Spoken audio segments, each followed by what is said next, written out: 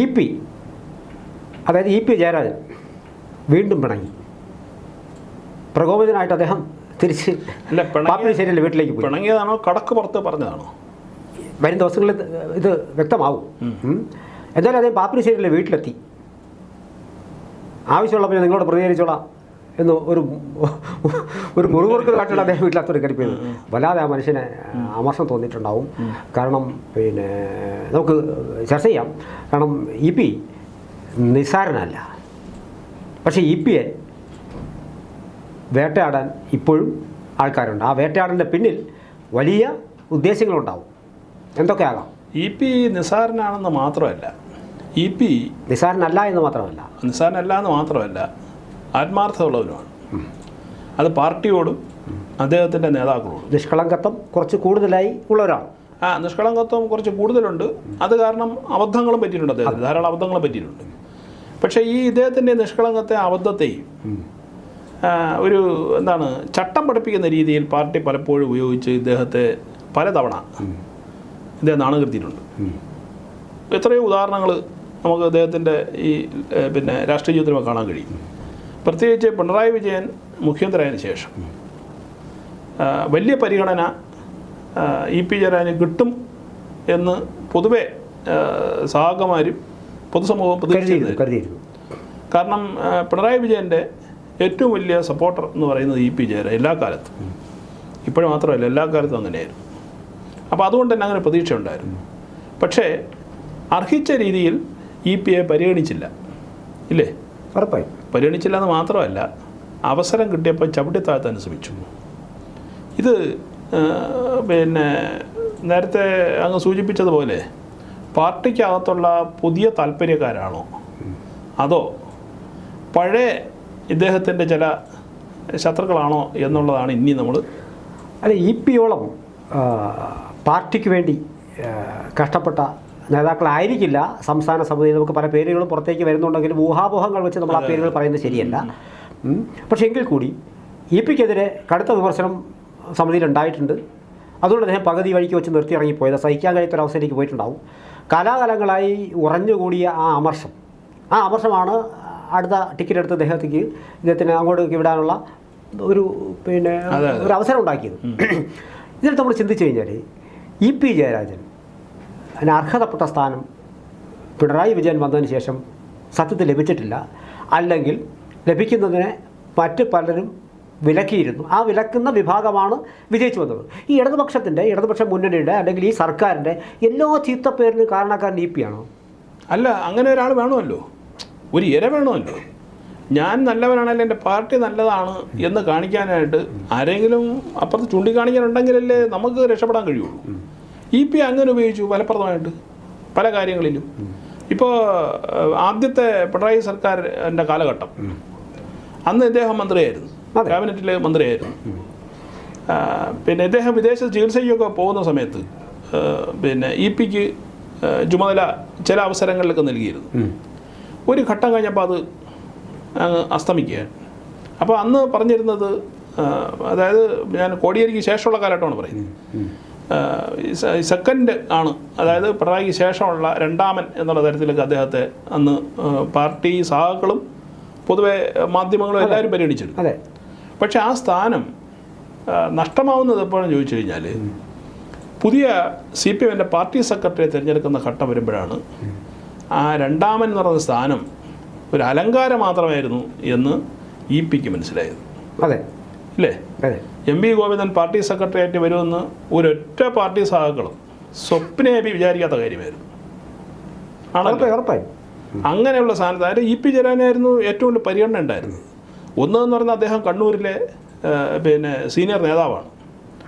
കണ്ണൂരിലെ സീനിയർ നേതാക്കളെല്ലാം സമന്വയിപ്പിക്കുന്ന ഒരാളാണ്. ഒപ്പം നേരത്തെ പറഞ്ഞതുപോലെ പിണറായിയുടെ പിന്നെന്താണ് വലം കൈയാണ്, അദ്ദേഹത്തിൻ്റെ പിന്നെ കടുത്ത ഫോളോവറാണ്, ഒരു ഗുരുനാഥനെ പോലെ കാണുന്ന കൂട്ടത്തിലൊക്കെയാണ്. എന്നിട്ട് പോലും അദ്ദേഹത്തെ പാർട്ടി സെക്രട്ടറി സ്ഥാനത്തേക്ക് പരിഗണിച്ചില്ല. അതിൻ്റെ അമർഷം അന്ന് അദ്ദേഹം കാണിച്ചിരുന്നു പല രൂപത്തിൽ. അദ്ദേഹം മാറി നിൽക്കുകയും ചെയ്തു. ഒരു ലീവ് എടുക്കുന്ന പോലെയൊക്കെ മാറി നിൽക്കുകയൊക്കെ ചെയ്തിരുന്നു. പക്ഷേ ആ ലീവ് എടുത്ത് പിന്നെ എന്താണ് ഈ പൊതുവേദിയിൽ വരായിരുന്ന ഘട്ടത്തിലാണ് ഒരു കോംപ്രമൈസ് എന്നുള്ള നിലയ്ക്ക് ഇദ്ദേഹത്തിന് ഈ നേരത്തെ പറഞ്ഞ സ്ഥാനം പിന്നെ LDF കൺവീനർ സ്ഥാനം എന്ന് പറയുന്നത്. ആ സ്ഥാനം എന്ന് പറയുന്നത് വെറും ഒരു അലങ്കാരം മാത്രമാണ്. പ്രത്യേകിച്ച് പിണറായി വിജയൻ മുഖ്യമന്ത്രിയായ സമയത്ത് LDF കൺവീനർക്കൊന്നും ചെയ്യാനില്ല, അദ്ദേഹത്തിന് അന്നേരം പാഴ്വേലയാണ്. പക്ഷെ ആ പാഴ്വേല അദ്ദേഹം ഏറ്റെടുത്തു. ആര് പറഞ്ഞതുകൊണ്ട്?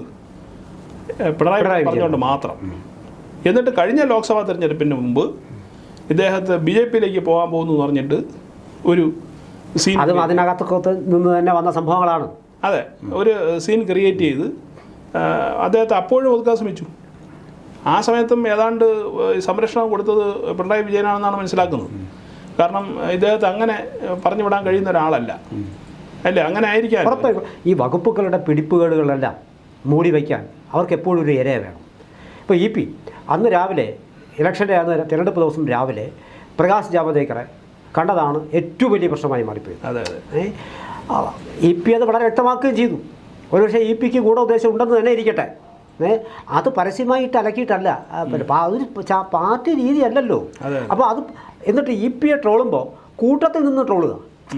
അപ്പോൾ EP-യെ ഇകഴ്ത്തി കെട്ടാൻ കൃത്യമായും തന്നെ പാർട്ടിക്ക് ഉള്ളിൽ നിന്ന് തന്നെ ആൾക്കാരുണ്ടെന്നുള്ളതാണ്. അപ്പോൾ EP-യെ ഒന്ന് ഇകഴ്ത്തി കെട്ടിയാൽ, പക്ഷേ പിണറായി വിജയനോട് കുറച്ച് കൂടുതൽ ചേർന്ന് നിന്ന ഒരു നേതാവ് എന്നുള്ള നിലയിൽ ആദ്യകാലങ്ങളിൽ പക്ഷേ EP-യെ ഇത്ര കണ്ട് പെരുമാറിയിരുന്നില്ല. പോകെ EP-യെ അവർ ട്രോളാൻ തുടങ്ങി. അപ്പോൾ EP പറയുന്നതെല്ലാം മണ്ടത്തരം എന്ന തരത്തിലേക്ക് വ്യാഖ്യാനിക്കപ്പെട്ടു. ഈ പറഞ്ഞ പോലെ സുരേഷ് ഗോപിയുടെ പിറകെ നടക്കുന്നു എന്ന് പറഞ്ഞതുപോലെ EP-യുടെ പിന്നാലെ നെട്ടോട്ടമാണ്. എന്തെങ്കിലും വീണ് കിട്ടും എന്നുള്ള. പക്ഷേ അങ്ങനെ ലഘൂകരിച്ച് കാണേണ്ട ഒരു സംഭവമല്ല EP-യുടെ ഇപ്രാവശ്യത്തെ മടങ്ങിപ്പോകും. ഒരു പക്ഷേ അദ്ദേഹം അത് ഗൗരവമായിരിക്കും. കാരണം എന്ന് പറയുന്നത് ഇടതുപക്ഷ മുന്നണിയിൽ തന്നെ പിണറായി വിജയൻ സർവശക്തനായി നിൽക്കുകയാണ്. നമ്മൾ ശ്രദ്ധിച്ചാൽ കഴിഞ്ഞൊരു 25 വർഷത്തോളം കേരളത്തിൽ ഇനി ഇത്തരത്തിലൊരു നേതാവ് ഒരുപക്ഷെ അഭിപ്രായ വ്യത്യാസം എല്ലാവർക്കും ഉണ്ടാവും. അദ്ദേഹത്തിൻ്റെ രാഷ്ട്രീയമായ മലക്കം മറിച്ചിലുകൾ, ചില നടത്തിയ സമരങ്ങൾ, പല സമരങ്ങളുണ്ട്. നമ്മൾ എണ്ണി പറയാൻ ആ കാര്യമല്ല നമ്മൾ ചർച്ച ചെയ്തുകൊണ്ടിരിക്കുന്നത്. അതുകൊണ്ടാണ് ആ അത്തരം മലക്കം മറിച്ചിലുകൾ കൊടുത്ത് അദ്ദേഹം CPM പിന്നെ ഇടതുപക്ഷ മുന്നണിയുടെ മുഖ്യമന്ത്രിയായി വരുന്നു. ചരിത്രത്തിലില്ല അദ്ദേഹം തുടർ വിജയം നേടുന്നു. അപ്പോൾ ആ സമയത്ത് അദ്ദേഹത്തിൻ്റെ പണ്ട് പറഞ്ഞ പല കാര്യങ്ങളും ഇപ്പോൾ TV ചാനലൊക്കെ എടുത്ത് അലക്കുകയാണ്. പക്ഷേ പല കാര്യങ്ങളും അദ്ദേഹത്തിന് വ്യതിചലിക്കേണ്ടി വരുന്നു.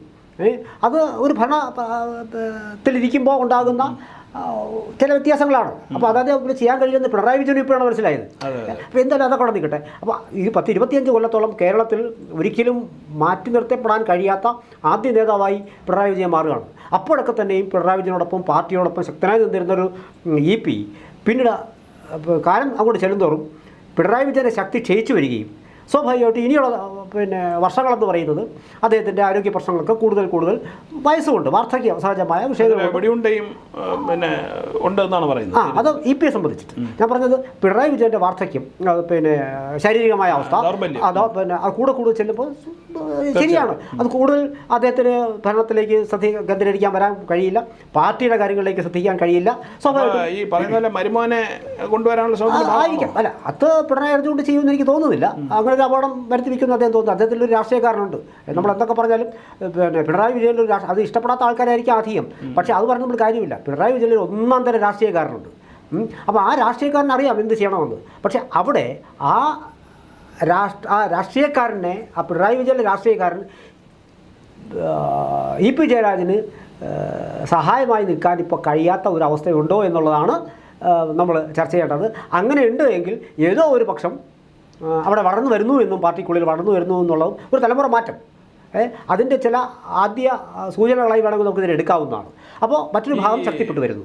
അല്ല, അതിൽ ഈ മറുപക്ഷം വളർന്നു വരുന്നു എന്നുള്ളതിൽ നമുക്ക് ന്യായമായിട്ട് ഇപ്പോൾ സംശയിക്കാൻ കഴിയുന്നത് ഈ CPM-ലേക്ക് ഇപ്പോൾ വലുതായി കടന്ന് കയറിയിട്ടുള്ള മുസ്ലിം നേതാക്കൾ EP-ക്ക് ഈ പറഞ്ഞ പോലെ ഒരു മറ്റ് സ്ഥലത്തോടുള്ള നേരത്തെ പറഞ്ഞ പ്രകാശകരൻ കണ്ട അടക്കമുള്ള ഒരു ചെറിയ സോഫ്റ്റ് കോർണർ BJP-യുടെ ഭാഗത്തേക്കുണ്ടോ എന്ന ഒരു സംശയം പാർട്ടിയിൽ പലർക്കും ഉണ്ട്. അതിനെ ഈ ഹൈലൈറ്റ് ചെയ്യുന്നത് ഈ പറഞ്ഞ ഈ വിഭാഗമായിരിക്കുമോ? അതായത് ഒരു CPM-നകത്തൊരു ഇസ്ലാമൈസേഷൻ്റെ ഒരു പരിപാടി നടക്കുന്നുണ്ട്. അത് പറഞ്ഞു കേൾക്കുന്നുണ്ടെങ്കിൽ നമുക്കൊരു കാര്യം പിന്നെ വ്യക്തമായത് കഴിഞ്ഞ പൊതു തെരഞ്ഞെടുപ്പിലാണ് കണ്ണൂർ മേഖലയിലും BJP-യുടെ വോട്ട് പെർസെൻറ്റേജ് കൂടി എന്നുള്ളതാണ്. അതൊക്കെ കൂട്ടി വായിക്കേണ്ടി വരും നമ്മൾ കാര്യങ്ങൾ. അപ്പോൾ പിന്നെ BJP നേതൃത്വത്തോട് അടുക്കുന്നു എന്നൊരു സംസാരം എന്തായാലും അവർ തുറന്നു വിട്ടു. ആ തെറ്റോ ശരി ആയിക്കൊള്ളട്ടെ. പക്ഷേ കണ്ണൂരിൽ അതിന് സപ്പോർട്ടീവായിട്ട് നമുക്ക് പറയാൻ കഴിയുന്നത് ഇലക്ഷൻ കഴിഞ്ഞപ്പോഴത്തേക്കും ആ വോട്ട് ശതമാനം അവിടെ കൂടുകയും ചെയ്യുന്നു. അതിൽ ആദ്യം കൊണ്ടിരിക്കാം. അപ്പോൾ പിന്നെ ഒരു പക്ഷേ EPയുടെ ഈ BJP അടുപ്പം ഉയർത്തിക്കാട്ടി അതിന് തറക്കാൻ കഴിയാൻ മറ്റേതെങ്കിലും വിഭാഗത്തിലുള്ള താങ്കൾ നേരത്തെ പറഞ്ഞുള്ള ആൾക്കാർ ശ്രമിച്ചിട്ടുണ്ടാകാനുള്ള സാധ്യത നമുക്ക് തള്ളിക്കളയാൻ കഴിയില്ല. പക്ഷേ എന്നിരുന്നാൽ പോലും അത് പിണറായി വിജയന് പോലും EPയെ രക്ഷിക്കാൻ കഴിയാത്ത ഒരു സാഹചര്യത്തിലേക്ക് കാര്യങ്ങൾ കൊണ്ടുപോകുന്നു എന്നുള്ളതാണ്. ഇതിൽ പക്ഷേ നമ്മൾ നാളിതുവരെ ഏതൊരു കാലഘട്ടത്തിലും ഒരു നേതാവ് ഒരിക്കലും ആ നേതൃപദവിയിൽ എപ്പോഴും ഉണ്ടായിക്കൊള്ളുന്നില്ല. ഇപ്പോൾ ഏത് തരത്തിലാണ് കരുണാകരൻ കോൺഗ്രസിനെ ഇവിടെ അടക്കി വേണത്? ഒരു വീഴ്ചയിൽ പറ്റിയില്ല, എല്ലാം തള്ളി പറഞ്ഞില്ല. എല്ലാം ഇങ്ങനെ ഏത് നേതാക്കളെടുത്താലും കാലം അവർക്ക് മറുപടി കൊടുക്കും, സ്വാഭാവികമായിട്ട് രാഷ്ട്രീയമായ മറുപടി കൊടുക്കും.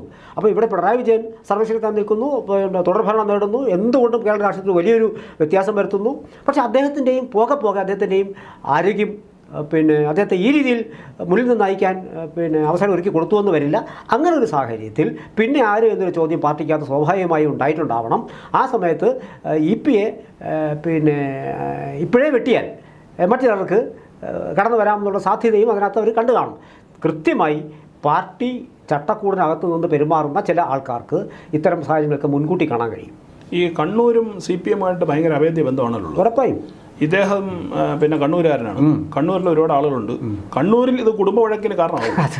നമ്മളത് വ്യക്തമായി സൂചിപ്പിക്കത്താണ്. കണ്ണൂരിലേക്ക് ഒരു കുടുംബ വഴക്കായി ഇതിപ്പോൾ ഈ CPM-ൽ ഉണ്ടാകുന്ന ചില വഴക്കുകൾ, പ്രത്യേകിച്ച് EPയുടെ മടങ്ങിപ്പോക്ക്, EPയുടെ വഴക്ക് EPയുടെ മാത്രം പ്രശ്നമായി തീരില്ല, CPM-ൻ്റെ മാത്രം പ്രശ്നമായി തീരില്ല, അത് കുടുംബ വഴക്കിലേക്ക് പോകുന്നതാണ്. നമ്മൾ തമാശയ്ക്ക് പറയും പോലെ ഇതിനകത്ത് ഈ ഒരു നമ്മളിപ്പോൾ കുടുംബാധിപത്യം നോക്കുക കോൺഗ്രസിനെ പറയുമ്പോഴും ഈ കണ്ണൂരിലെ നേതാക്കളുടെ കുടുംബ ബന്ധങ്ങൾ നോക്കി കഴിഞ്ഞാൽ എല്ലാം ബന്ധങ്ങളാണ്. പറയാൻ നിന്നാൽ നമുക്ക് ഒരു എപ്പിസോഡ് അതിനുവേണ്ടി മാറ്റി വയ്ക്കേണ്ടി വരും. അപ്പോൾ അങ്ങനെ വരും. അതിൽ നിന്ന് വ്യത്യസ്തമായി നിൽക്കുന്നത് പിണറായി വിജയൻ മാത്രമാണ്. മറ്റൊരു കുടുംബത്തിൻ്റെ പേരുകൾ ഇങ്ങനെ ചുറ്റപ്പെട്ട് കിടക്കുകയാണ്. അത് പല കുടുംബങ്ങളിലേക്ക് ഈ വഴക്കുകൾ വരും. ചുരുക്കത്തിൽ പറഞ്ഞാൽ അത് ഒരു വലിയ അസ്വാരസ്യം EPയുടെ ഇത്തരം വിഷയങ്ങളിൽ കൊണ്ട് പുതിയൊരു സംസ്ഥാന ഇടതുപക്ഷ മുന്നണിയുടെ കൺവീനർ വന്നു വരാം. എന്തായാലും ഈ വഴക്ക് മറ്റു പലതിൻ്റെയും തുടക്കം തന്നെയാണ്. അല്ല, എന്തായാലും ഒരു കാര്യം നമ്മൾ ശ്രദ്ധിക്കണം. CPM-ൻ്റെ ഒരു വല്ലാത്തൊരു കരവിരുതുണ്ട്. അവരെ പ്രതിസന്ധിയിലാക്കുന്ന അവരെ പിന്നോട്ട് വലിക്കുന്ന ഒരു പ്രശ്നം വന്നു കഴിഞ്ഞാൽ ഒരു പുതിയൊരു വിഷയമിട്ട് അവരതിനെ മേക്കപ്പ് ചെയ്യും. ഇപ്പോൾ മുകേഷിനെ രക്ഷിക്കാനുള്ള ഹേമ കമ്മിറ്റി എന്ന രഞ്ജിത്തിനെയും മുകേഷിനെയൊക്കെ രക്ഷിച്ചെടുക്കാനുള്ള ഒരു നീക്കത്തിൻ്റെ കൂടി ആയിരിക്കണം ഈ അവസരത്തിൽ EPയെ പണക്കി അയച്ച് പുതിയ LDF കൺവീനറെ തിരഞ്ഞെടുത്തത് എന്നാണ് ഇതിൻ്റെ ഒരു രത്ന ചുരുക്കം. അല്ലാതെ നേരത്തെ തന്നെ ഇദ്ദേഹത്തിന് നേരെ നടപടിയൊക്കെ തീരുമാനിച്ച് വെച്ചിട്ടുണ്ടാവാം. ഒരു സുപ്രഭാതത്തിൽ ഈ അവസരത്തിൽ എന്തിനാണ് വേണ്ടത്? വല്ലാതെ മുകേഷിനെതിരെ ആക്രമണം, അത് നേരെ മുഖ്യമന്ത്രിയിലേക്ക് നീളുന്നു. സ്വാഭാവികമായിട്ട് ഇപ്പോൾ പാർട്ടിക്ക് വേണ്ട ഒരു പ്രതിരോധമാണ്. ആ പ്രതിരോധം ഇപ്രാവശ്യം അവർ EPയെ ഉപയോഗിച്ച് ചെയ്തു എന്നുള്ളത് മാത്രമേ ഇതിലുള്ളൂ. അല്ലാതെ ഇതിൽ ഈ നമ്മൾ പ്രതീക്ഷിക്കുന്ന പോലുള്ള മറ്റ് കാര്യങ്ങളും ഉണ്ടാകാനുള്ള സാധ്യത വളരെ വിരളമാണ്. ഒരു വാക്കുകൂടി പറഞ്ഞ് അവസാനിപ്പിക്കട്ടെ. ചുരുക്കത്തിൽ പറഞ്ഞാൽ ഈ പ്രതിസന്ധി ഘട്ടവും CPM മറികടക്കും. മറ്റൊന്നും കൊണ്ടല്ല, CPM ദൈവാധീനമുള്ള പാർട്ടിയാണ്.